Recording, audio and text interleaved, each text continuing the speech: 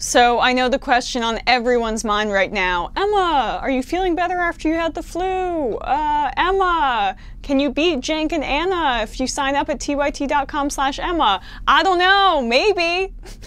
I did have the flu last night, and yes, hopefully I can beat Cenk and Anna in a surprising upset. But the real question, did we have a blue wave last night?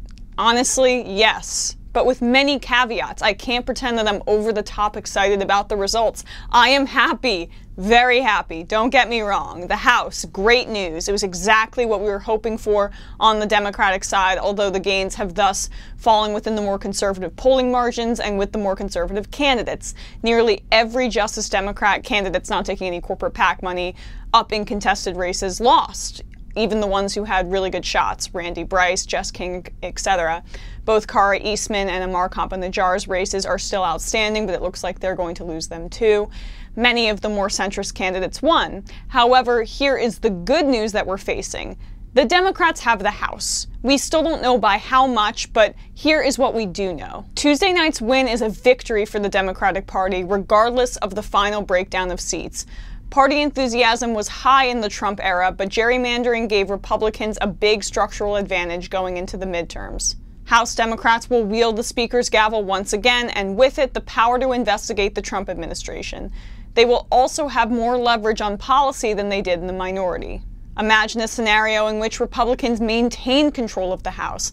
President Trump and Republicans would consider themselves validated and step on the gas, likely repealing the Affordable Care Act, rolling back more regulations, and seeking any other number of policy priorities that Democrats would find odious.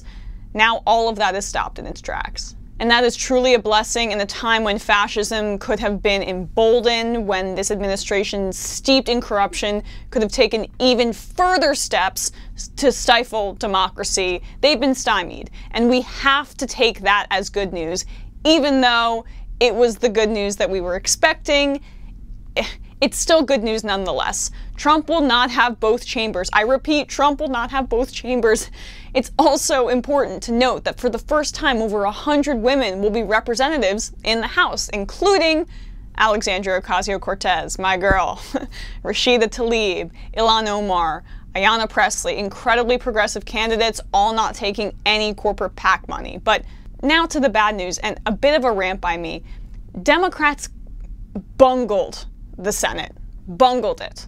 They have lost seats in the Senate, and according to current projections in outstanding races, will continue to lose more seats. Of the 35 seats on the ballot this election, 26 were held by senators who caucus with the Democrats. It was crazily tilted towards the Republicans. I get it. And what's worse is that many of the Democrats who were up for re-election in the Senate were the weakest, most feckless, most vulnerable ones who decided to run on Republican light in red states. It worked for Joe Manchin, I'll give you that, but it was disastrous for sitting Democratic Senators Heidi Heitkamp of North Dakota, Bill Nelson, who was projected to win, by the way, in Florida, McCaskill in Missouri, Beto unfortunately lost to Ted Cruz, and Joe Donnelly, who was also projected to win in Indiana. Shocked that he lost after running ads like this. Socialists want to turn health care over to the government. Over my dead body. The radical left wants to eliminate ICE. I support ICE in funding President Trump's border wall. Extremes on the left and right want to cut defense spending. I don't want our troops in a fair fight. I want them to have the best. As President Reagan said, peace through strength. I'm Joe Donnelly. I approve this message. So wait, are you a Democrat or are you a Republican? Because I can't really tell by your ad where you're attacking your base. Republicans, they galvanize their base. They say, we're racist, we're against the caravan, they're coming for your kids. And Democrats go, we're not as bad as Republicans, and we agree with Republicans on 80% if I'm in a red state. Democratic base, vote for me. There's still a Democratic base in Indiana. There's still one there. And you can't just stifle it and hope you'll turn some of the Republicans over to your side. It's a stupid strategy born from 1960s politics, and it makes absolutely no sense.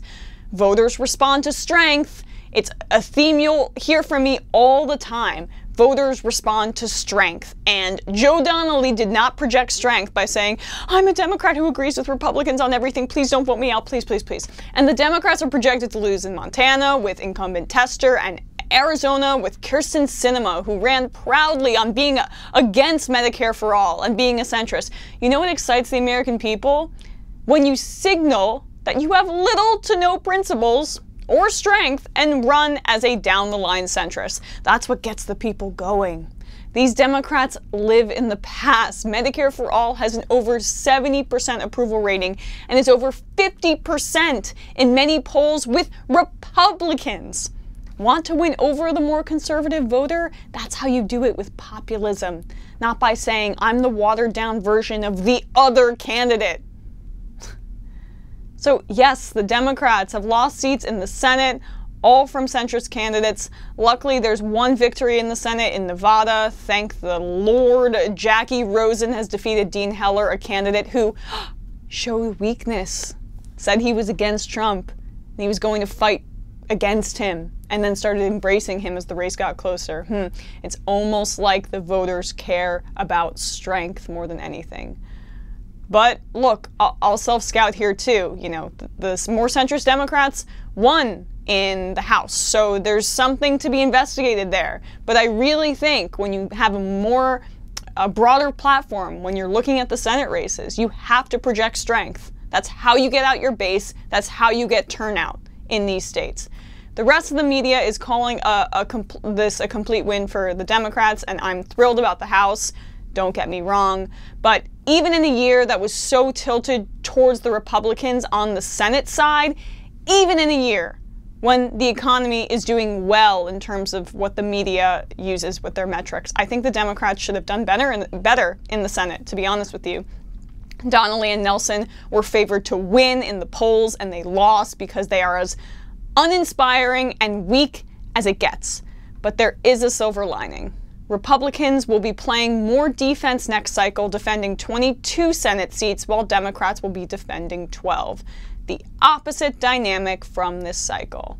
And that's when we could have Senator Bernie Sanders on the presidential ticket.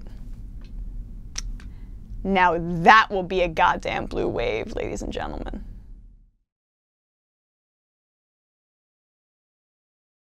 On the go? Don't worry, we got you covered. You can still listen to TYT at our new podcast network. Find us on Apple Podcasts, the Google Play Store, or at tyt.com/podcast.